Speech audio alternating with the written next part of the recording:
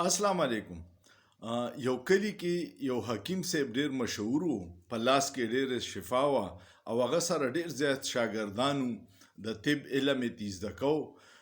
یو پیره حکیم صاحب لاړو د چاکور ته او یو تکړه شاګرد چې 15 کاله ورسره تیر کړي هغه هم ورسره و.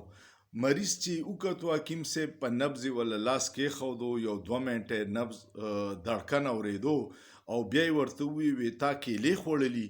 مریض وی او نو بیا یې ورته دوایي ولیکله. خو شاګرد ډېر حیران شو. هغه ورته وی چې حکیم صاحب 15 کاله وشو زه ستا شاګردي کومه، د نبض نه د کیلې معلومول دا هنر دی ماته نه دی ښولی، نور دی په هر څه پوهه کم. نو حکیم صاحب ورته وی چې یو کال به ته نور ما سره وخت شاګردي وکړې بیا به ورته وویم. خیر هغه یو کال نور هم تیر کو. کال پسې ورته وی چې حکیم صاحب هغه د نبض چې ونیسي او د کیلې معلومات دا علم څنګه دی؟ هغه ورته ساده سړیه وی د کټ د لاندې کیله پرته وه، نو ما تا ته وی چې مریض کیله خوړلې ده.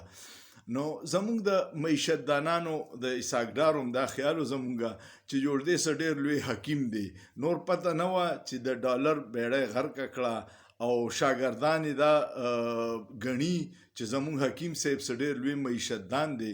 نن ډالر په 316 کې په اوپن مارکیټ کې دی او هیڅ څه پلانینګ نشته چې دا ډالر به څنګه کنټرول کوي، ځکه چې آی ایم ایف ستا خواله نه راځي.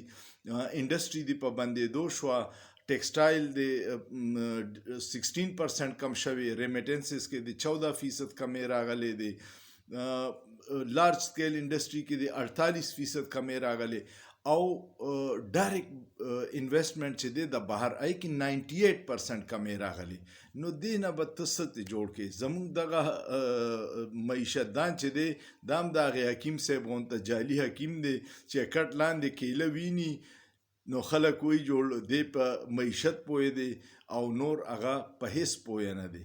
الله دې په پاکستان رحم وکړي او سوچ پیو کې په سوچ کې څه ګناه نشته.